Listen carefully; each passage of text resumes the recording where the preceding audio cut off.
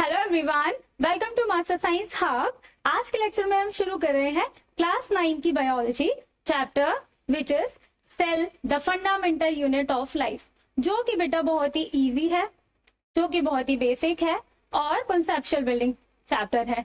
ये बेटा आपके क्लास 9th में, 10th में, 11th में, 12th में सारी क्लासेस में काम आने वाला चैप्टर है।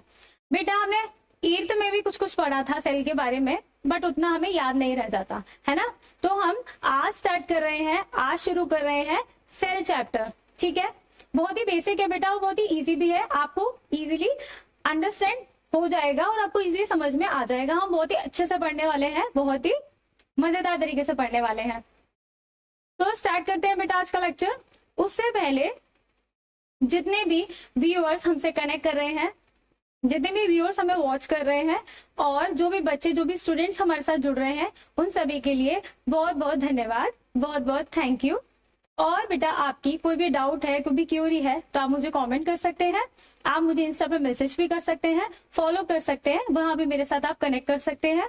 और आप इफ किसी स्पेसिफिक टॉपिक पे कोई वीडियो चाहते हैं या कोई स्पेसिफिक टॉपिक आप मेरे साथ डिस्कस करवाना चाहते हैं, करना चाहते हैं, तो आप मुझे वो भी कमेंट कर सकते हैं, वो भी बता सकते हैं। आई एम ट्राइंग कि मैं वो आपको स्पेसिफिक टॉपिक पे आपको वीडियो बनाऊं और आपके साथ डिस्कस करूं। So thank you. हम स्टार्ट करते हैं बेटा आज का लेक्चर कि सेल क्या होता है। सेल, ठीक है, आज हम बेटा देखेंगे कि सेल क्या होता है ना। हिस्ट्री देखेंगे सेल की थ्योरीज पढ़ेंगे और सेल कितने नंबर्स में होती है, क्या साइज क्या होता है, यूनिसेलुलर क्या होता है, मल्टीसेलुलर क्या होता है, ये सब डिस्कस करने वाले हैं। ठीक है, आज के लेक्चर में बेटा हम क्या क्या डिस्कस करेंगे। आज के लेक्चर में हम डिस्कस करेंगे introduction of cell, cell theory, cell different shape, size and number. ठीक है, उससे आने वाले लेक्चर में हम पढ़ेंगे सेल स्ट्रक्चर और सेल डिवीजन को। ठीक है, ये बेटा आपका कुछ सेल की फोटोज हैं जो कि बताती हैं कि सेल की एनाटॉमी क्या होती है। चलो तो जानते हैं कि सेल क्या होती है। बच्चों आपके दिमाग में सेल के नाम से अभी क्या आता होगा? आई नो, रिमोट वाला सेल, एसी के रिमोट वाला सेल है ना, ये वाला सेल आता है ना दिमाग में कि मैम सेल बोल रही है तो वही वाला सेल। वो वाला सेल नहीं है ये बेटा, हम आज डिस्कस करेंगे बायोलॉजी वाला सेल। ठीक है, हम डिस्कस करेंगे बेटा आज बायोलॉजी वाला सेल।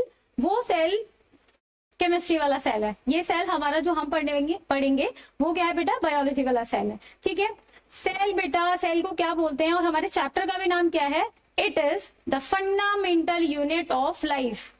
लाइफ मतलब जितने भी लिविंग ऑर्गेनिजम्स हैं और जितने भी ऑर्गेनिजम्स हैं जिसमें लाइफ एग्जिस्ट करती है ना, जितने भी लिविंग ऑर्गेनिजम्स हैं उनकी बात हो रही है यहाँ पे। उनकी क्या फंडामेंटल यूनिट है? सेल है उनकी फंडामेंटल यूनिट। ठीक है, उनकी फंडामेंटल यूनिट क्या है? सेल। और हम इस चैप्टर में उसी को पढ़ने वाले हैं, इसीलिए भी ये इंपॉर्टेंट है हमारे लिए चैप्टर, क्योंकि बेटा हमारा जानना जरूरी है कि हमारी फंडामेंटल यूनिट है क्या, है ना। हम स्टूडेंट्स हैं, हम पढ़ रहे हैं, स्कूल में पढ़ रहे हैं, कॉलेज में पढ़ रहे हैं, जहां भी पढ़ रहे हैं, हमारी जिम्मेदारी होती है, हमारी रिस्पॉन्सिबिलिटी है कि हमें अपने बारे में पता तो होना चाहिए, है ना, कि हमारी फंडामेंटल यूनिट क्या है, बिल्डिंग ब्लॉक्स क्या है ना। बिल्डिंग ब्लॉक्स का मतलब बेटा कि जैसे कोई भी एक बिल्डिंग बनती है ब्लॉक से मिलकर, वैसे ही बेटा हमारी बॉडी भी, हमारा बॉडी सिस्टम भी मिलकर बना है। कैसे बेटा? मल्टीपल सेल से मिलकर हमारी बॉडी बनी है। ठीक है, हमारी बॉडी कैसे बनी है बेटा? मल्टीपल सेल से मिलकर बनी है। ठीक है, अच्छा, सेल को डिस्कस करने से पहले बेटा हम एक और इंफॉर्मेशन लेते हैं कि दो ऑर्गेनिजम्स होते हैं। ठीक है, यूनिसेलुलर होते हैं और मल्टी सेलुलर होते हैं। यूनिसेलुलर कौन? यूनि मतलब एक और सेलुलर मतलब सेल्स। ऐसा ऑर्गेनिज्म जो बेटा एक ही सेल कर मिलकर बना है, जो ऑर्गेनिज्म एक ही सेल से मिलकर बना है उसको बोलेंगे हम यूनिसेलुलर। और मल्टी सेलुलर मतलब ऐसे ऑर्गेनिजम्स जो मल्टी सेल से मिलकर बने हैं। ठीक है, ऐसे ऑर्गेनिजम्स बेटा जो मल्टी सेल से मिलकर बने हैं वो मल्टी सेलुलर। आपने सुना होगा बेटा हमारी बॉडी में आरबीसीज होती हैं, red blood cell, white blood cell होती हैं, है ना, न्यूरॉन्स होते हैं, नेफ्रॉन्स होते हैं। थोड़ा थोड़ा तो सुन ही लिया होगा अभी तक, है ना। और नहीं सुना तो हम 9th 10th में सब कुछ पढ़ते हैं आराम से कि सेल्स, है ना, सेल के बारे में भी पढ़ते हैं और लाइफ प्रोसेस भी पढ़ते हैं 10th में, तो बहुत कुछ पढ़ते हैं, तो हमें पता चल जाता है कि आगे क्या क्या कैसे कैसे होता है, ठीक है। तो बेटा दो ऑर्गेनिजम्स होते हैं, यूनिसेलुलर होते हैं, जिनकी पूरी बॉडी एक ही सेल से मिलकर बनी होती है ना। अभी इस टाइम पे हम कंफ्यूज कर जाते हैं कि यूनिसेलुलर का मतलब क्या होता है, मल्टी सेलुलर का मतलब क्या होता है। तो बेटा यूनिसेलुलर वो ऑर्गेनिजम्स होते हैं जिनकी पूरी बॉडी एक ही सेल से मिलकर बनी होती है ना। और मल्टी सेलुलर कौन से होते हैं बेटा, जिनकी बॉडी मल्टीपल सेल से मिलकर बनी होती है, ठीक है। तो बेटा देखते हैं कि क्या होता है सेल, ठीक है। सबसे पहले सेल की डेफिनेशन पढ़ते हैं कि सेल होता क्या है ना। ये बहुत ही चर्चित डेफिनेशन है बेटा, बहुत ही बेसिक डेफिनेशन है जो आपको याद हो जाएगी, है ना। और आपको शायद पता भी होगा, हमने 8th में भी तो कुछ कुछ पढ़ा था ना सेल्स के बारे में, है ना। 8th में भी हम पढ़कर आए हैं, पर क्या करें, हम मक्कार है मैम, है ना। हमें याद नहीं रहता कि हमने क्या पढ़ा था प्रीवियस क्लास में। कोई बात नहीं, यहाँ है ना आपके मैम आपको बताने के लिए, ठीक है। तो क्या होता है बेटा cell are the structural, functional and biological unit of living beings. क्या लिखा है बेटा, इट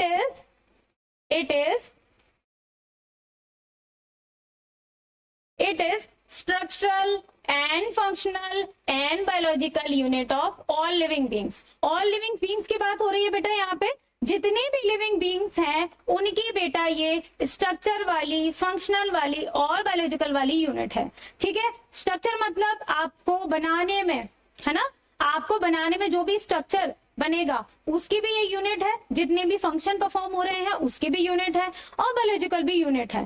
बेसिकली बेटा आपकी ये फंडामेंटल यूनिट है, बेसिक फंडामेंटल यूनिट है।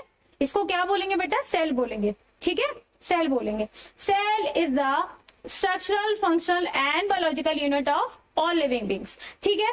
अब तक तो समझ आ रहा होगा ना कि हम क्या डिस्कस करने वाले हैं और क्या डिस्कस कर रहे हैं, है ना। सेल क्या है बेटा, it is structural, functional and biological unit of all living beings, ठीक है। इसलिए ये इंपॉर्टेंट है, इसलिए इसको क्या बोल रहे हैं, फंडामेंटल यूनिट ऑफ लाइफ कह रहे हैं, ठीक है। इसलिए क्या बोल रहे हैं बेटा, इसको फंडामेंटल यूनिट ऑफ लाइफ बोल रहे हैं, क्योंकि बेटा ये आपका स्ट्रक्चर भी बना रही है, आप में फंक्शन ही परफॉर्म करवा रही है, और बेटा बायोलॉजिकल यूनिट भी है आपकी, ठीक है। तो हो गई ना बहुत इंपॉर्टेंट। इसीलिए ये चैप्टर पढ़ना बहुत इंपॉर्टेंट है, समझना बहुत इंपॉर्टेंट है, और ये इजी भी है बेटा, आपको इजीली समझ आ जाएगा और मजा भी आएगा पढ़ने में, ठीक है।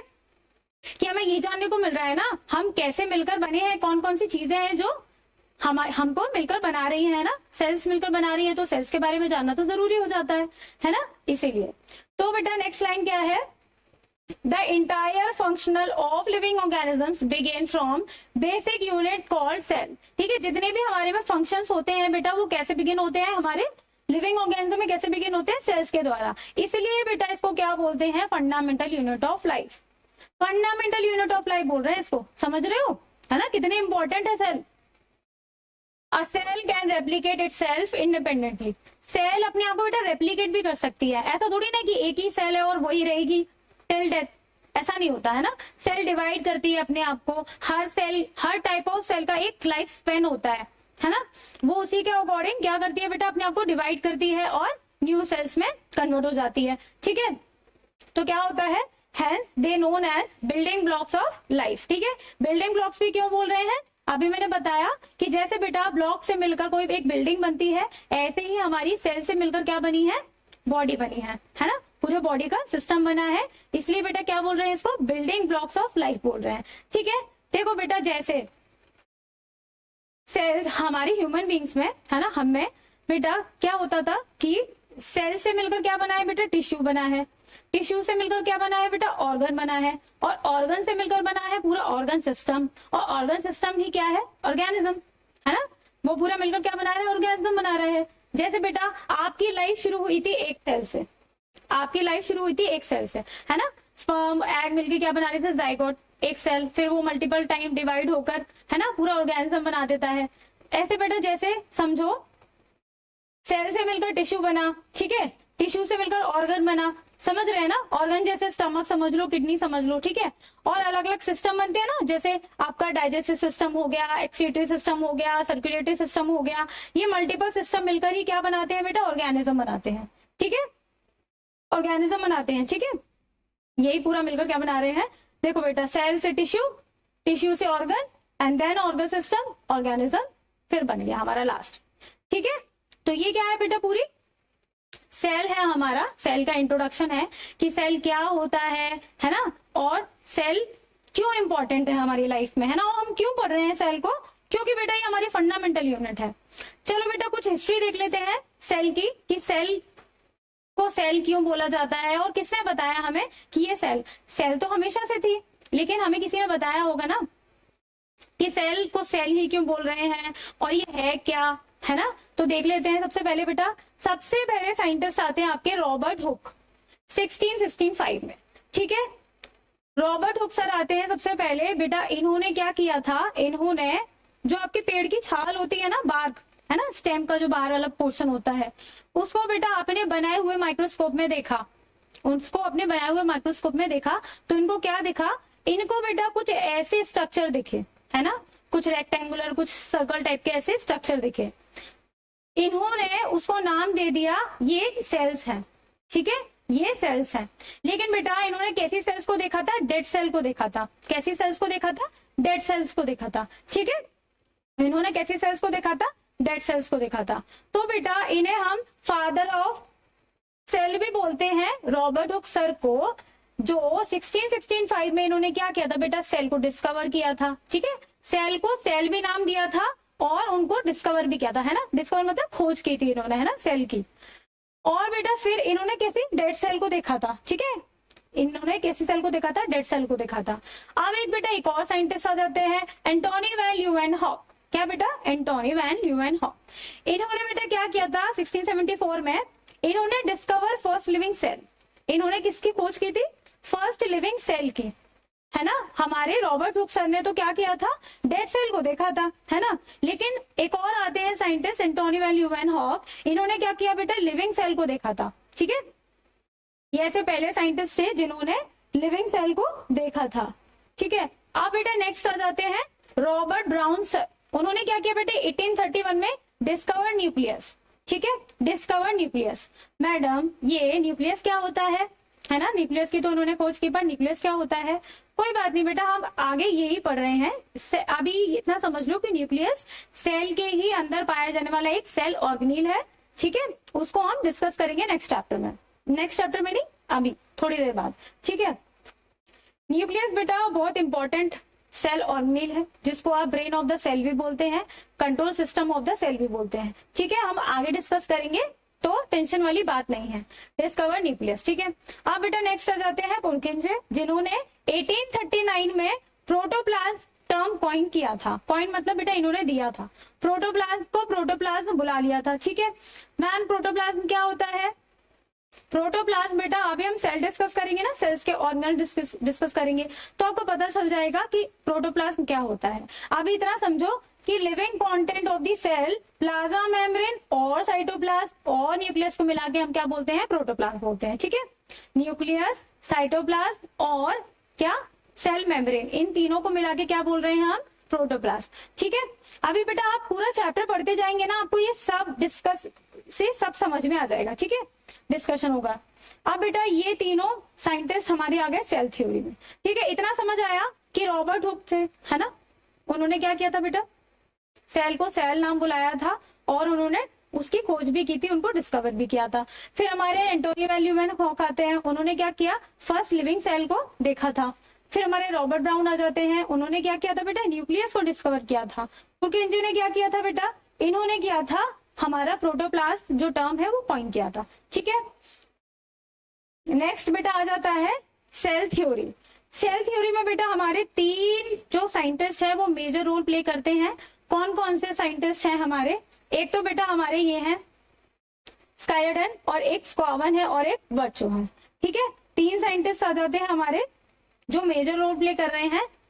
मैथियस स्कायडन ने बेटा 1838 में, मैथियस स्कायडन ने बेटा 1838 में क्या बोला था कि जितने भी प्लांट्स हैं वो सेल से मिलकर बने हैं, ठीक है, जितने भी प्लांट्स हैं वो सेल से मिलकर बने हैं। इन्होंने प्लांट पे स्टडी की थी क्योंकि ये बॉटनिस्ट थे। बॉटनिस्ट कौन होते हैं बेटा, जो प्लांट के बारे में स्टडी करते हैं, उनको हम बॉटनिस्ट बोलते हैं, ठीक है, इतना समझ लो अभी। तो ये बॉटनिस्ट है, तो उन्होंने प्लांट पे स्टडी करी। इन्होंने क्या बोला कि जितने भी प्लांट्स है वो सेल से मिलकर बने हैं, ठीक है। अब बेटा थियोडोर आ जाते हैं, वो क्या कहते हैं 1839 में, 1 साल बाद उन्होंने क्या बोला कि जितने भी एनिमल है वो सेल से मिलकर बने हैं, क्योंकि ये जूलॉजिस्ट थे, तो उन्होंने क्या बोला कि जितने भी एनिमल है वो सेल से मिलकर बने हैं। ठीक है, क्योंकि एनिमल पे जूलॉजिस्ट बेटा वो होते हैं जो एनिमल पे स्टडी करते हैं। ठीक है, ये साइंटिस्ट हैं सारे, तो किसी ना किसी पे स्टडी करेंगे, तो जूलॉजिस्ट वो होते हैं जो एनिमल पे स्टडी करते हैं, इसलिए इन्होंने एनिमल पे स्टडी करी और ये बताया हमें कि जितने भी एनिमल्स हैं वो कैसे मिलकर बने हैं बेटा, सेल से मिलकर बने हैं। ठीक है, अब बेटा रुडोल्फ वर्चो थे जो साइंटिस्ट, इन्होंने कुछ नया नहीं बोला 1855 पे, इन्होंने ये बोला कि जितने भी ये हमारे भाई बोल रहे हैं ना कि जो स्काइलैंड ने बोला कि प्लांट भी सेल से मिलकर बनी है, एनिमल भी सेल से मिलकर बने हैं, तो इन्होंने बोला कि ये सही बोल रहे हैं, है ना, इन्होंने ये बोला कि ये दोनों सही बोल रहे हैं। लेकिन मैं एक और बात ऐड करना चाहता हूं, उन्होंने ये बोला कि जितने भी जो हमारे सेल्स है ना वो प्री एग्जिस्टिंग सेल से मिलकर बने हैं। क्या, जो भी हमारे सेल्स हैं वो कैसे मिलकर बने हैं, प्री एग्जिस्टिंग सेल से मिलकर बने हैं। ठीक है, तो ये 3 बातें याद रखनी है। स्काइलैंड ने क्या बोला था बेटा कि जितने भी प्लांट है वो सेल से मिलकर बने हैं। थियोडोर ने क्या बोला था बेटा, all animal are made up of cells. और बेटा रुडोल्फ ने क्या बोला कि ये दोनों भाई जो बोल रहे हैं वो सही है। और एक और बात मैं ऐड करना चाहता हूँ, कौन सी बात, कि जो बेटा जितनी भी सेल्स हैं वो हमारी प्री एग्जिस्टिंग सेल से मिलकर बनी है। ठीक है, देखते हैं ये क्या बोल रहे हैं। ठीक है, सेल थ्योरी में बेटा 3 साइंटिस्ट मेनली काम करेंगे, एक तो स्काइलैंड, एक स्क्वाबन और एक वर्चो। ठीक है, Rudolf Virchow. All living organism are composed of cells, है ना। थ्योरी के पूरा जो कंक्लूजन निकल कर आया वो क्या निकल कर आया, यही तो निकल कर आया कि जितने भी लिविंग ऑर्गेनिजम्स है वो किससे मिलकर बने हैं, हमारी सेल से मिलकर बने हैं। ठीक है, the living organisms could be made up of 1 और मोर सेल्स। 1 सेल से मिलकर बने तो यूनिसेलुलर, और मल्टीपल सेल से मिलकर बने तो मल्टीसेलुलर। ठीक है, ये तो हमने बता ही दिया। The new cells from pre existing cell through the process of cell division. ठीक है, सेल डिवीजन मतलब बेटा सेल डिवाइड करती है और नई सेल बनाती है। ठीक है, सेल डिवाइड करती है और नई सेल बनाती है, उसी को क्या बोलते हैं, सेल डिवीजन। ठीक है, सेल डिवीजन से बेटा क्या होता है, हमारी जो सेल है वो सेल कैसे बनी है, प्री एग्जिस्टिंग सेल से, है ना। सेल है वो डिवाइड करेगी तभी तो नई सेल बनाएगी, तो मतलब सेल किससे मिलकर बनी है, अपने प्री एग्जिस्टिंग सेल से। ठीक है, प्री एग्जिस्टिंग सेल से। जैसे बेटा ये सेल है वो डिवाइड कर रही है, ठीक है, वो डिवाइड कर रही है, ठीक है, फिर ये भी डिवाइड करेगी।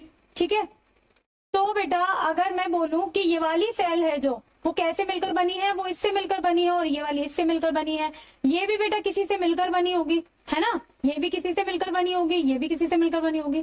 तो ये सब क्या है, इसी का मतलब है कि सेल किससे मिलकर बनी है बेटा, अपनी प्री एग्जिस्टिंग सेल से मिलकर बनी है। ठीक है, उसी को बेटा क्या बोल दिया, ओमिनस सेलुला ई सेलुला। इन्होंने क्या बोला था, ओमिनस सेलुला ई सेलुला।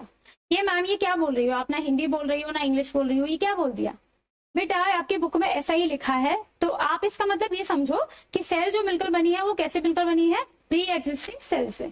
ठीक है, ठीक है, इसी को बेटा इन्होंने ऐसे बोला, ओमिनस सेलुला ई सेलुला। ठीक है, तो बेटा ये आप याद रखेंगे, सेल की ये जितनी भी हिस्ट्री थी। ठीक है, हमारे जो ऑर्गेनिजम्स है बेटा वो variety of cell size, cell number और सेल शेप से मिलकर बनी है। ठीक है, कैसे बेटा, अगर यूनिसेलुलर हम बोल रहे हैं इसका मतलब कि ऑर्गेनिज्म है वो एक ही सेल से मिलकर बना है। मल्टी सेलुलर अगर हम बोल रहे हैं तो हमारा जो ऑर्गेनिज्म है वो मल्टी सेल से मिलकर बना है। ठीक है, आप कुछ ये देख लेते हैं बेटा कि यूनिसेलुलर के एग्जांपल्स देख लेते हैं कि यूनिसेलुलर कौन कौन से ऑर्गेनिजम्स होते हैं। एक तो बैक्टीरिया है, अमीबा है, पैरामीशियम है, ईस्ट है, क्लेमाइडोमोनास है। ये सब क्या है बेटा, एक सेल से मिलकर बने हैं, एक सेल से मिलकर बने हैं। ऐसे समझो बेटा जैसे कि हमारी बॉडी है वो मल्टीपल सेल से मिलकर बनी है। ठीक है, हमारा डाइजेस्टिव सिस्टम अलग है, एक्सक्रीटरी सिस्टम अलग है ना, सर्कुलेटरी सिस्टम अलग है, ऑर्गन्स है ना, ऑर्गन सिस्टम है, टिश्यूज है, सेल्स हैं। तो बेटा हमारे में ना अलग अलग कंपार्टमेंट बने हुए हैं अलग अलग काम करने के लिए, है ना, क्योंकि बहुत सारी सेल्स हैं। सेल्स टिश्यूज बना रही हैं, टिश्यू ऑर्गन्स बना रहे हैं, ऑर्गन सिस्टम बना रहे हैं, फिर ऑर्गेनिज्म बन रहा है। ठीक है, लेकिन बेटा यूनिसेलुलर के पास है बेटा एक ही सेल, वो लोग गरीब है ना, वो गरीब है, उनके पास एक ही सेल है, तो क्या होगा, वो एक ही सेल में सब कुछ करते हैं, है ना, न्यूट्रिशन भी करते हैं, रेस्पिरेशन भी कर रहे हैं, एक्सक्रीट भी वहीं से करते हैं। उनकी जो लाइफ है बेटा वो एक ही सेल में है ना, उनके पास नहीं है अलग अलग, हाथ भी नहीं है अलग, पैर भी नहीं है अलग, कान नहीं है, आंख नहीं है, उनके पास अलग अलग ना ही ऑर्गन्स है ना ही बॉडी पार्ट्स हैं, तो ऐसे नहीं है, उनकी लाइफ बेटा एक ही सेल में एग्जिस्ट कर रही है, ठीक है, क्योंकि वो गरीब है, ऐसे समझ लो, आप याद कर लो, ठीक है। तो बेटा ऐसे गरीब, ऐसे वन सेल वाले में ऑर्गेनिज्म में कौन से ऑर्गेनिज्म आ जाते हैं, उनका एग्जाम्पल है बेटा बैक्टीरिया, अमीबा है, पैरामीशियम है, ईस्ट है, क्लेमाइडोमोनास है, ठीक है। आप एग्जाम्पल याद कर लो, डिटेल में डिस्कस नहीं है आपके चैप्टर में, तो आप सिर्फ एग्जाम्पल देख लो कि बैक्टीरिया होता है हमारा एक सेल वाला, अमीबा होता है ना, और पैरामीशियम होता है, ईस्ट होता है, क्लेमाइडोमोनास होता है, ठीक है। और बेटा मल्टी सेलुलर, जैसे कि हम, आप, एनिमल्स, प्लांट्स, पेड़, पक्षी, पौधे, ये सब क्या है बेटा, मल्टी सेलुलर है, ठीक है, ये सब क्या है, मल्टी सेलुलर है, ठीक है। एक सेकंड बेटा पानी।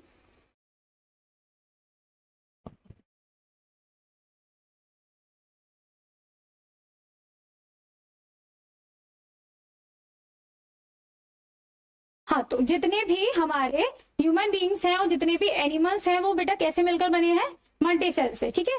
जितने भी प्लांट्स हैं, एनिमल्स हैं, ह्यूमन बीइंग्स हैं, वो सारे हमारे कैसे आ जाते हैं बेटा, मल्टी सेल्स में, ठीक है, मल्टी सेलुलर वाले ऑर्गेनिजम्स में, ठीक है। अब बेटा आपके जो दिमाग में सबसे पहला सेल की क्या इमेज आती है कि सेल गोल होता है ना, राउंड शेप का होता है, ऐसा नहीं है बेटा, क्योंकि हमारे जो बॉडी में सेल्स कई टाइप के हैं, है ना, और उनका शेप भी अलग है, उनका साइज भी अलग है। पूरे जो मल्टी सेलुलर ऑर्गेनिजम्स है उनमें बेटा सेल्स का साइज वेरी करता है, सेल्स का शेप वेरी करता है ना। तो कुछ सेल्स के साइज और शेप पढ़ते हैं कि हमारे जो सिस्टम में बेटा कैसे कैसे सेल्स पाए जाते हैं। जैसे बेटा ये आपकी मसल सेल है, ये आपकी क्या है, मसल सेल है, ठीक है, ये आपकी क्या है बेटा, मसल सेल है, ठीक है। ये आपकी ब्लड सेल है बेटा, ये आपकी क्या है, ब्लड सेल है। ये आपकी नर्व सेल है जो आपके, जिसको न्यूरॉन भी बोलते हैं, और जो आपके ब्रेन में पाई जाती है, ठीक है, ब्रेन में प्रेजेंट होती है बेटा, ये नर्व सेल है, ठीक है। ये एग सेल है ना, फीमेल सेल भी बोलते हैं इसको, ये स्पर्म है बेटा, ठीक है। ये बोन सेल है। तो ऐसे ऐसे अलग अलग टाइप की सेल्स पाई जाती हैं। ओवम और एग सेल जो होती है बेटा वो कैसे शेप की होती है हमारी, स्फेरिकल। कैसी शेप की होती है बेटा, स्फेरिकल, ठीक है। जो स्मूथ मसल सेल होती है ना, मसल सेल, उसको क्या बोलते हैं, स्पिंडल शेप। ये क्या है बेटा, स्पिंडल शेप्ड है, जो आसपास से नैरो है और बीच में कैसा है बेटा, चौड़ा है। बीच में क्या है बेटा, ब्रॉड है, और आसपास से कैसा है बेटा, नैरो है, ठीक है, नैरो है। और बेटा जो आपकी आरबीसीज है, एरिथ्रोसाइट है, वो क्या है बेटा, राउंड बाय कॉनकेव।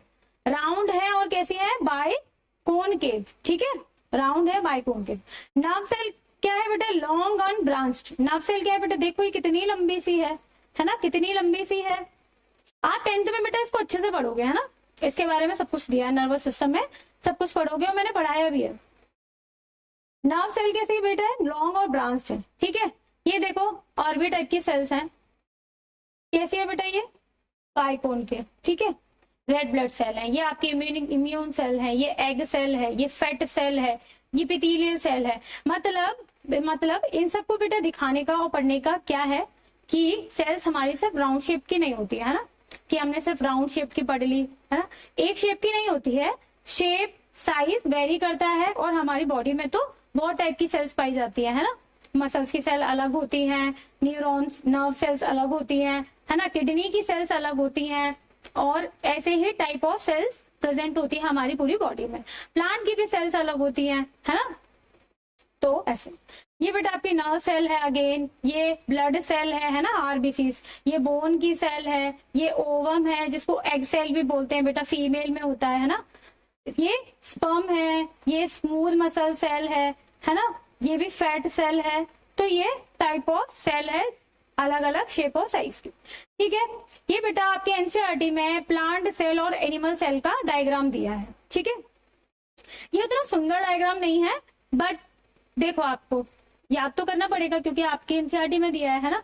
ये बेटा प्लांट सेल है और एनिमल सेल है। ये क्या है, दोनों ही कैसी है, मल्टी सेलुलर ऑर्गेनिजम्स में प्रेजेंट होती है। ठीक है, दोनों ही कैसी है बेटा, मल्टी सेलुलर ऑर्गेनिज्म में प्रेजेंट होती है। तो बहुत सारी जो कैरेक्टरिस्टिक है वो तो सेम ही रहेंगी, बट एक दो चीजों को डिफरेंस होता है कि ये प्लांट सेल है और ये एनिमल सेल है। ठीक है, क्या होता है बेटा, देखो दोनों ही सेल्स में न्यूक्लियस प्रेजेंट होगी। ठीक है, दोनों ही सेल्स में न्यूक्लियस प्रेजेंट होगी, दोनों ही सेल में प्लाज्मा मेम्ब्रेन भी प्रेजेंट होगी और कुछ कुछ ऑर्गेनेल्स भी सेम ही प्रेजेंट होंगे। बट बेटा डिफरेंस क्या होता है, हमारी जो प्लांट सेल होती है वो बहुत ही रिजिड होती है ना, टूट ना जाए या फिर कुछ हो ना जाए, तो उसके लिए उसमें बेटा सेल वॉल भी प्रेजेंट होती है। हमारी प्लांट सेल में सेल वॉल भी प्रेजेंट होती है, लेकिन हमारे जो ह्यूमन बींग्स है, जितने भी यूकैरियोटिक सेल वाले हैं, उनमें क्या होता है बेटा कि सेल वॉल नहीं प्रेजेंट होती है ना। हमारे में हमारी जो सेल होती है उसमें सेल वॉल प्रेजेंट नहीं होती, सिर्फ प्लाज्मा मेम्ब्रेन होती है। ठीक है, तो चलो डिस्कस करते हैं बेटा सेल।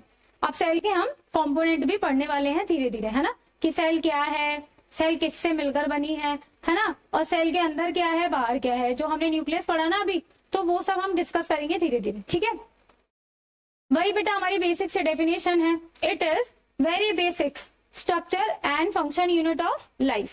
ठीक है, उसके बेटा कंपोनेंट क्या है, कंपोनेंट मतलब इसके अंदर क्या क्या पाया जा रहा है, क्या क्या प्रेजेंट होता है। ठीक है, सबसे पहले देखो बेटा, ये एक लेयर दिख रही होगी आपको, है ना, ये आप एक लेयर दिख रही होगी आपको, इसको बोलते हैं बेटा सेल मेम्ब्रेन। सेल मेम्ब्रेन, और जो बेटा आपको प्रोटेक्ट करती है ना, जो आपको नहीं आपकी सेल को प्रोटेक्ट करती है। आपकी सेल को प्रोटेक्शन के लिए एक बॉडी गार्ड की जरूरत होती है, एक कवरिंग की जरूरत होती है, जो सराउंडिंग से और इन्वायरमेंट से उस सेल के कंपोनेंट को बचा के रखती है। ठीक है, उसको क्या बोलते हैं, प्लाज्मा मेम्ब्रेन, उसी का दूसरा नाम है सेल मेम्ब्रेन, और उसी को बायो मेम्ब्रेन भी बोलते हैं। ठीक है, अभी बेटा आप सेल मेम्ब्रेन और plasma membrane, CM cell membrane और प्लाज्मा मेम्ब्रेन पीएम, सीएम और पीएम, ठीक है, ऐसे याद कर सकते हैं हम। तो बेटा आउटर कवरिंग क्या है, आउटर कवरिंग क्या है इसकी, सेल मेम्ब्रेन। ठीक है, सेल मेम्ब्रेन।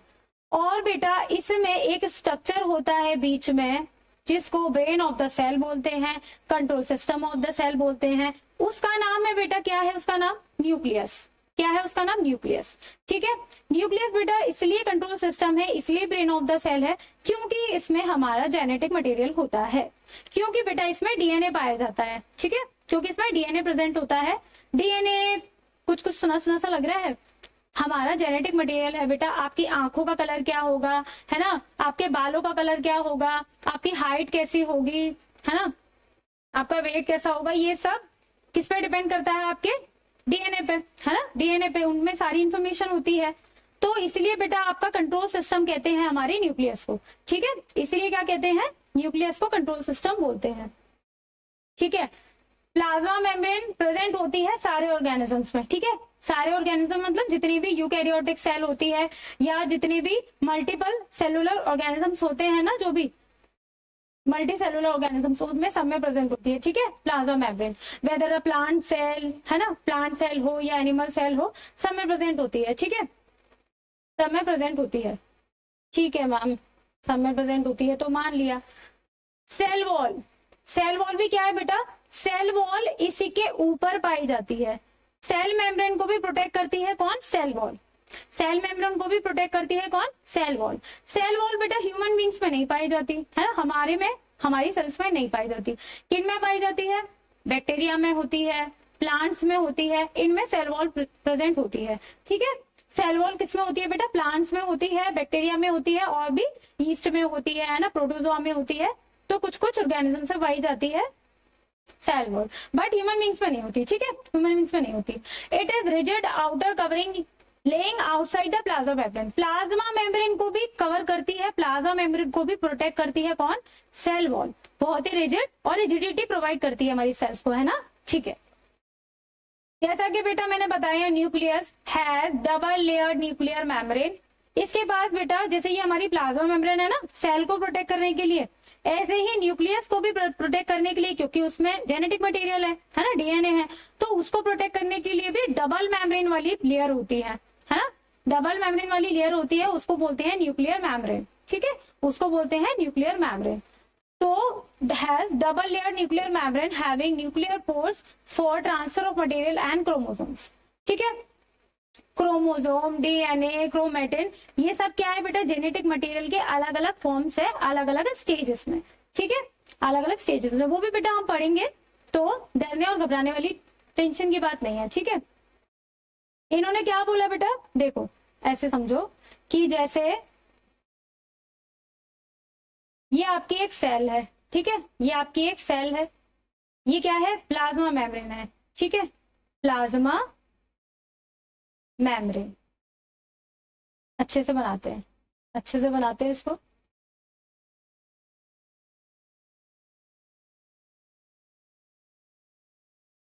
ये क्या है बेटा, प्लाज्मा मेम्ब्रेन है, ठीक है।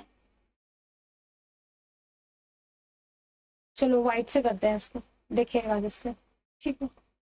ये क्या है बेटा, आपकी प्लाज्मा मेम्ब्रेन, ठीक है, प्लाज्मा मेम्ब्रेन। ये क्या बोला बेटा मैंने, आउटर कवरिंग और प्रोटेक्शन प्रोवाइड करती है, ठीक है। अब इसके बेटा बाहर क्या है,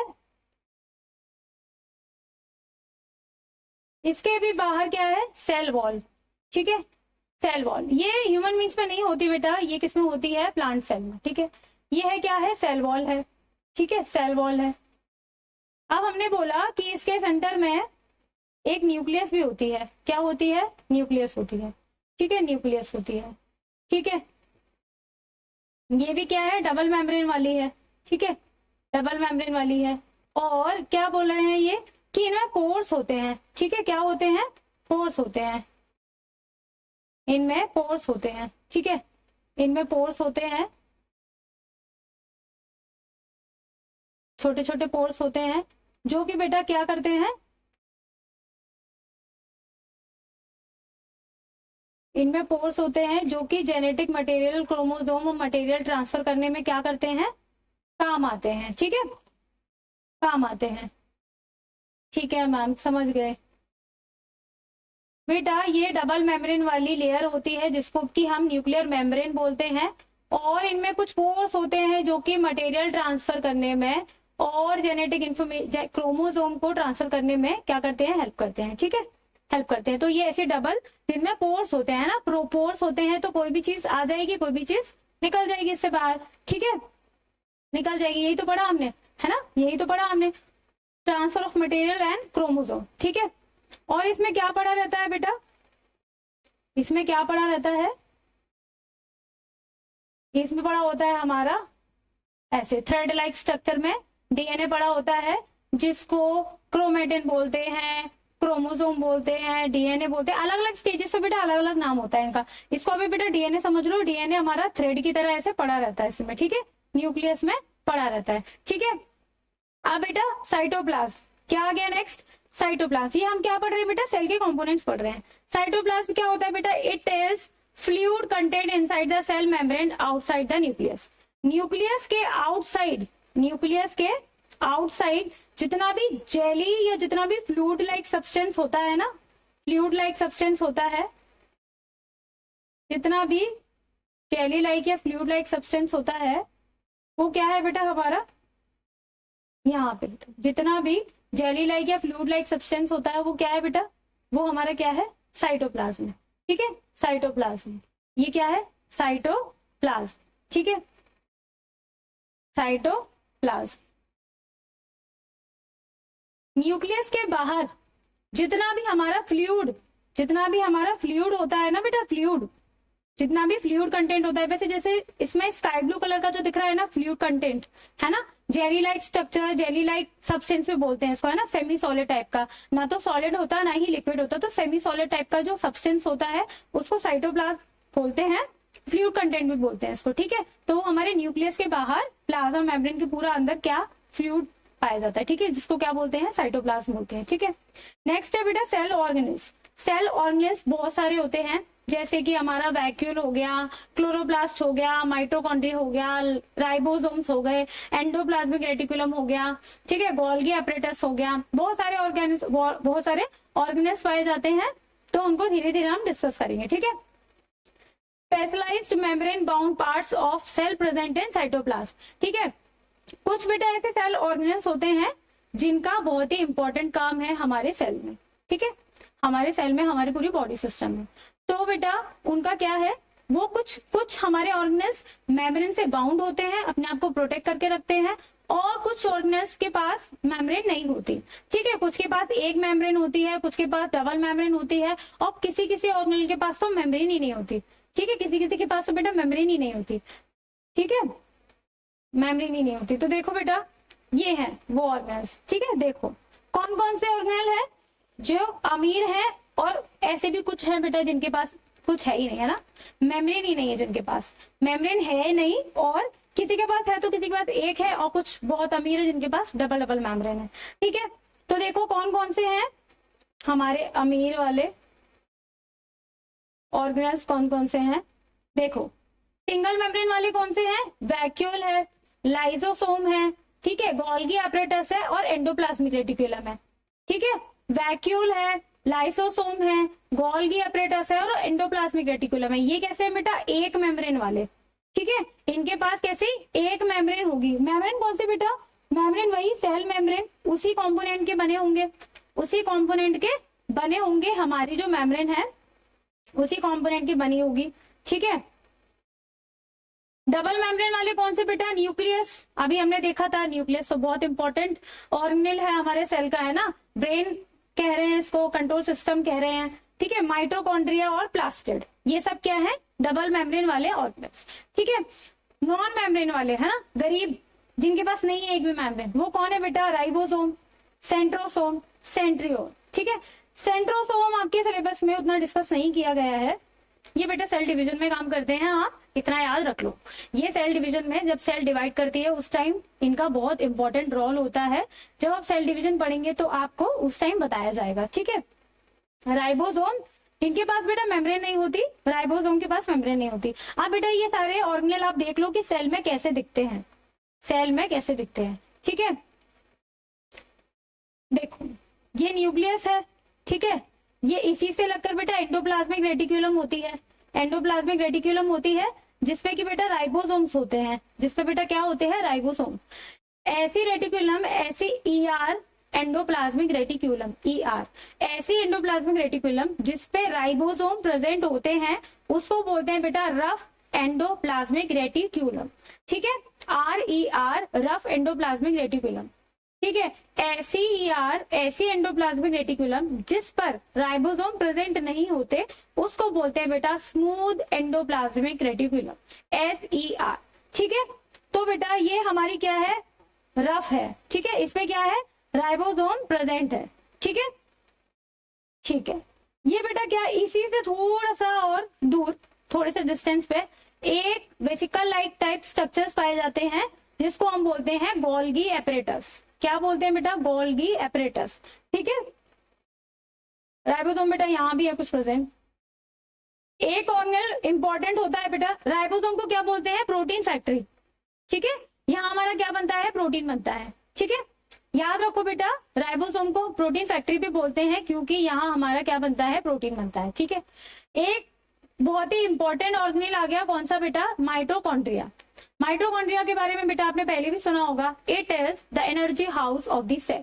यहाँ पे बेटा हमारी एनर्जी बनती है किस फॉर्म में, एटीपी के फॉर्म में, किस फॉर्म में, एटीपी के फॉर्म में हमारी एनर्जी बनती है, ठीक है।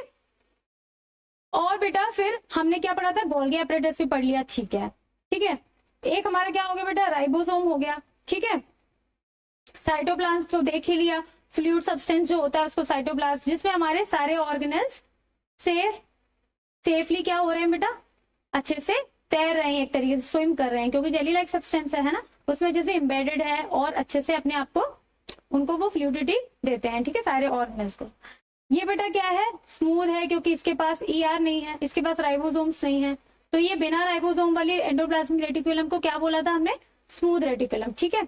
ये तो सेल मेम्ब्रेन हो ही गई, ये न्यूक्लियस हो गया। न्यूक्लियस के अंदर भी ये क्या होता है, छोटा सा, उसका भी सेंटर होता है जिसको न्यूक्लियोलस बोलते हैं। क्या बोलते हैं, न्यूक्लियस। ऐसे समझो आप कि जो सेल है, सेल के अंदर क्या है, न्यूक्लियस है। अब न्यूक्लियस भी क्या है बेटा, न्यूक्लियस भी एक छोटी सी सेल समझ लो, है ना, न्यूक्लियस क्या हो गई, डबल मेम्ब्रेन वाला सेल ऑर्गेनेल है ना, उसके अंदर भी एक सेंटर पॉइंट है ना, उसका भी सेंटर है, क्या है उसका भी क्या है, सेंटर है, उसको क्या बोलते हैं, न्यूक्लियोलस, ठीक है, न्यूक्लियोलस। और उसका भी जो साइटोप्लाज्म होता है ना, उसका भी जो लिक्विड कंटेंट होता है, उसके अंदर भी एक साइटोप्लाज्म जैसा जेली लाइक सब्सटेंस या फ्लूइड कंटेंट पाया जाता है, जिसको बोलते हैं हम न्यूक्लियोइड, ठीक है, न्यूक्लियोइड। आई नो थोड़ा सा बेटा लग रहा होगा आपको कि कितना हम अंदर जाते जा रहे हैं, बट बहुत ही इजी है ना, आप 2-3 बार पढ़ोगे ना, आप 2-3 बार पढ़ोगे, इसके डायग्राम को बनाओगे बार बार, तो आपको अच्छे से इजीली समझ में आ जाएगा, ठीक है। सेल इतना भी कंफ्यूजन नहीं है यहाँ पे, बस आराम से आपको समझ में आने वाला है, बस आपको 2-3 बार थोड़ा सा पढ़ने की जरूरत है, ठीक है। तो ये बेटा हमने देख लिया कि सिंगल मेम्ब्रेन वाले कौन से, वैक्यूल्स हैं, लाइसोसोम है, गोल्गी एपरेटस है, एंडोप्लाज्मिक रेटिकुलम है, और डबल मेम्ब्रेन वाले कौन से हैं, सेल ऑर्गेनेल्स, न्यूक्लियस है, माइटोकॉन्ड्रिया है, प्लास्टिड है, और हमारे सबसे जिनके पास हमारी मेम्ब्रेन ही नहीं है, मेम्ब्रेन लेस वाले ऑर्गेन या नो मेम्ब्रेन वाले ऑर्गेन्स कौन से हैं, राइबोसोम है और सेंट्रोसोम है, ठीक है। अब नेक्स्ट है बेटा सेल वॉल। तो सेल वॉल के बारे में हमारे पास क्या क्या इन्फॉर्मेशन है कि सेल वॉल किसमें प्रेजेंट थी बेटा, प्लांट्स में थी, ठीक है, प्लांट्स में प्रेजेंट थी, और उसको क्या बेटा रिजिडिटी प्रोवाइड करा रही थी, उसको प्रोटेक्शन प्रोवाइड करा रही थी। प्लाज्मा मेम्ब्रेन के भी ऊपर आउटर जो कवरिंग थी वो क्या थी, सेल वॉल थी, ठीक है, वो क्या थी बेटा, सेल वॉल थी, ठीक है। तो सेल वॉल को पढ़ लेते हैं कि क्या होती है बेटा, it is non living and rigid, ठीक है, ये नॉन लिविंग होती है और रिजिड।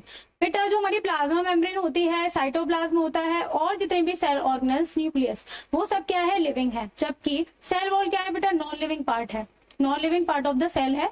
ये हमारी ह्यूमन बींग्स में प्रेजेंट नहीं होता, ये बेटा किस में प्रेजेंट होता है, प्लांट्स में। और देख लेते हैं किस किस में होता है बेटा, सबसे पहले ये प्लांट्स में प्रेजेंट होता है, प्लांट में प्रेजेंट होता है, ठीक है, प्लांट में प्रेजेंट होता है, और ये किससे मिलकर बना है, सेलुलोज से, किसका मिलकर बना है, सेलुलोज से। ये आपके बेटा एग्जाम से पूछ लेते हैं कॉम्पोजिशन, तो इतना याद रखेंगे हम कि प्लांट की जो सेल वॉल है वो किससे मिलकर बनी है, सेलुलोज से मिलकर बनी है, ठीक है। बैक्टीरिया में भी होती है, यस होती है, पेप्टिडोग्लाइकेन से मिलकर बनी है, ठीक है, बैक्टीरिया की सेल वॉल किससे मिलकर बनी है, पेप्टिडोग्लाइकेन से, ठीक है।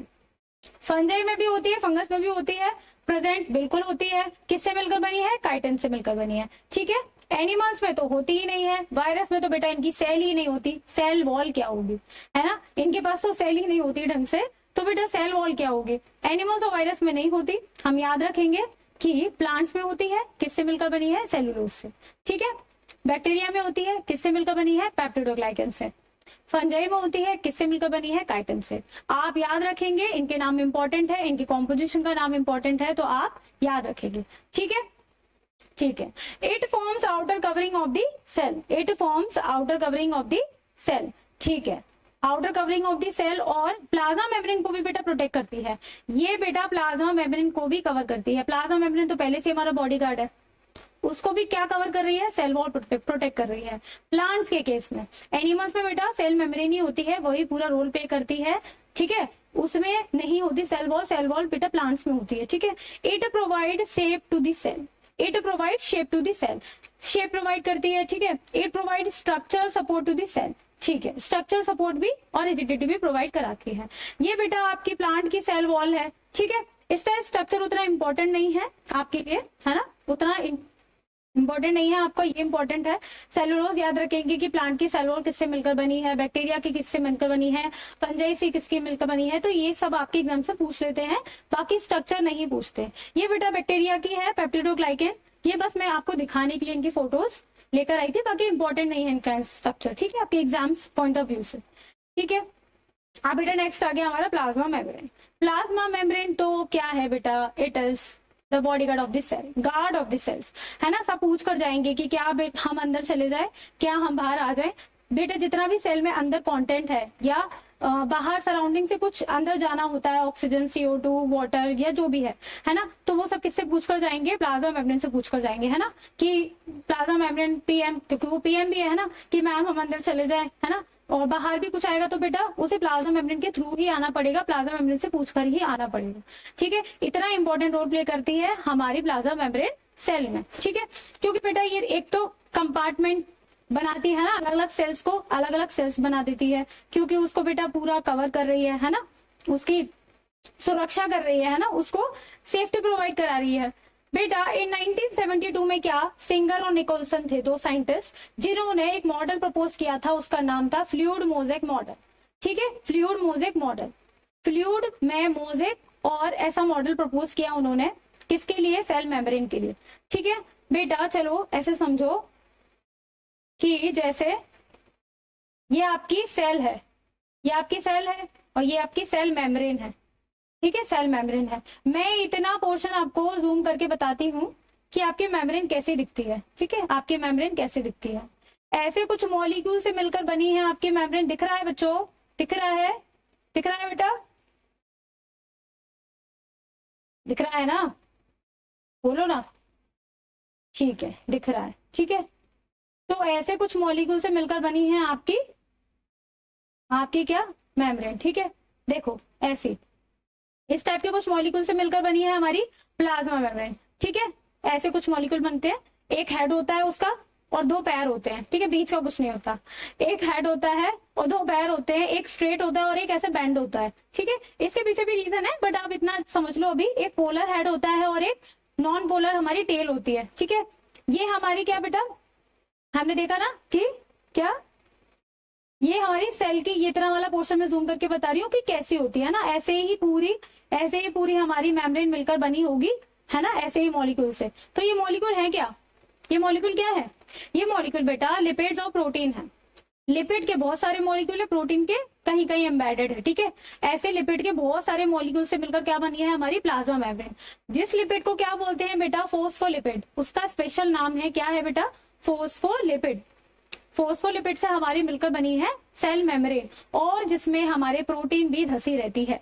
धसी रहती है मतलब एम्बेडेड रहती है। जैसे ये बेटा ब्लू कलर के क्या है, प्रोटीन है, प्रोटीन है, और ये ऊपर क्या है, ये कार्बोहाइड्रेट लगे हुए, कोलेस्ट्रॉल, है ना। और बेटा ये क्या है, ये हमारी क्या है, ये हमारे लिपिड के मॉलिक्यूल है। समझ आ रहा है बेटा, समझ आ रहा है क्या, समझ आ रहा है, कोई बात नहीं, चलो देखते हैं, और आएगा भी अभी।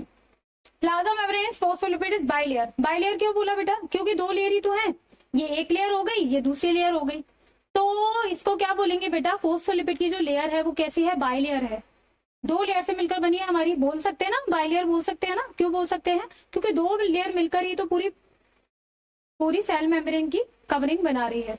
ठीक है, ठीक है, interact with outside the world. ठीक है, अंदर क्या चल रहा है, बाहर क्या चल रहा है, उससे इंटरेक्शन कौन कर रहा है, सेल मेम्ब्रेन ही तो कर रही है, सेल मेम्ब्रेन इंटरेक्शन का काम कर रही है। ठीक है, it control movements of substance in and out of the cell. ठीक है, अंदर क्या जाएगा, बाहर क्या आ रहा है, तो वो सब कंट्रोल कौन कर रहा है, प्लाज्मा मेम्ब्रेन कर रही है। ठीक है, plasma membrane plays a important role in transfer of substance in and out of the cell. ठीक है, समझ आया। इसको बेटा सेमी परमिएबल मेम्ब्रेन भी बोलते हैं। सेमी परमिएबल मेम्ब्रेन का मतलब है ये बेटा बहुत ही सिलेक्टिव है, ऐसे ही नहीं कोई भी अंदर चला जाएगा कोई भी बाहर चला जाएगा, ऐसा नहीं, पूछना पड़ेगा, है ना, पूछना पड़ेगा, किससे परमिशन लेनी पड़ेगी, पीएमजी से, प्लाज्मा मेम्ब्रेन जी से। ठीक है, सीएमजी से, सेल मेम्ब्रेन जी से, उनसे बेटा परमिशन लेना पड़ेगा, क्योंकि ये बहुत ही सिलेक्टिव चीजों को अंदर भेज रही हैं और बहुत ही सिलेक्टिव चीजों को बाहर भेज रही हैं। ठीक है, ट्रांसपोर्ट करने में भी बेटा ये हेल्प करती हैं। अगर सेल को CO2 चाहिए, अगर सेल को CO2 चाहिए, अगर सेल के अंदर कुछ ज्यादा हो गया, अगर सेल में कुछ कम आ गया, तो बेटा कौन देख रहा है ये सब देखने वाला भी तो कोई होना चाहिए ना। ये सब बेटा हमारा क्या देख रही है, प्लाज्मा मेम्ब्रेन देख रही है। ठीक है, क्योंकि बेटा वही आने जाने देती है सब्सटेंस को अल्टीमेटली। ठीक है, तो ये बहुत ही सिलेक्टिव मटेरियल को अलाउ करती हैं प्लाज्मा मेम्ब्रेन से क्रॉस करने के लिए, क्योंकि ठीक है, क्योंकि उसको बेटा सेफ्टी प्रोवाइड करा रही है ये। ठीक है, उसको सेफ्टी प्रोवाइड करा रही है ये। ठीक है, ठीक है बेटा, हमने समझ लिया ना प्लाज्मा मेम्ब्रेन क्या होता है। इसका बेटा सिंगर और निकोलसन ने प्रपोज किया था एक मॉडल 1972 में, जिसको फ्लूइड मोज़ेक मॉडल बोलते हैं। फ्लूइड मोज़ेक मॉडल क्यों, क्योंकि हमारा जो बेटा साइटोप्लाज्म है वो क्या है, फ्लूइड कंटेंट है, और उसी के तो कांटेक्ट में हमारी प्लाज्मा मेम्ब्रेन रहती है। देखो जैसे ये सेल थी ना हमारी, इसमें तो फ्लूइड भरा हुआ है ना, साइटोप्लाज्म भरा हुआ है, और ये बेटा किसके कांटेक्ट में रहते हैं, हमारी प्लाज्मा मेम्ब्रेन के। तो बेटा ये जो पोलर वाला पार्ट है, इसका पोलर वाला जो हेड है वो अपने साइटोप्लाज्म की तरफ ही तो होता है, तो कैसा वो फ्लूइड जैसा दिखता है ना। फ्लूइड में मोज़ेक धसे हुए हैं, प्रोटीन के मॉलिक्यूल धसे हुए हैं, इसलिए इस मॉडल का नाम क्या दिया, जिन्होंने सेल मेम्ब्रेन को देखा उन्होंने बोला फ्लूइड मोज़ेक मॉडल। इतना समझ लीजिए आप, बस इनफ है। ठीक है, इतना समझ लीजिए, इनफ है। ठीक है, ये देखो बेटा आपका स्ट्रक्चर बहुत ही प्यारा सा, ये बेटा आपके क्या है, फॉस्फोलिपिड के मॉलिक्यूल्स है। ये आपकी क्या है, प्रोटीन है, इसमें जो एम्बेडेड है, धसे हुए हैं मोज़ेक की तरह, ठीक है। ये आपके लिपिड के मॉलिक्यूल है सारे, है ना। पोलर वाला हेड किसकी तरफ है बेटा, आउटसाइड भी, क्योंकि लिक्विड है, अंदर भी साइटोप्लाज्म है, और ये वाटर हीटिंग है, ठीक है। ये वाटर लविंग वाला है और ये वाटर लविंग वाला है, ये वाटर हीटिंग वाला है बीच में, इसलिए इनके पास बीच में पानी नहीं आता है ना, बीच में साइटोप्लाज्म और फ्लूइड नहीं है कुछ भी। ये बेटा आपकी देखो प्यारे से मॉलिक्यूल्स कैसे एकदम अच्छे से अरेंज है ना। फॉस्फोलिपिड के मॉलिक्यूल्स हैं, और इसका एक मॉलिक्यूल भी देखो बेटा, इसका एक मॉलिक्यूल भी जो इस जिसके पास एक हेड है और दो टांगे हैं, है ना, दो टांगे हैं और एक सर है, बस और कुछ भी नहीं है। एक टांग बेटा इसकी स्ट्रेट है और एक टांग कैसी है, बेंड है, ठीक है। इसको ही बोलते हैं हम क्या, फॉस्फोलिपिड का molecule. One molecule of phospholipid ऐसा दिखता है, ठीक है।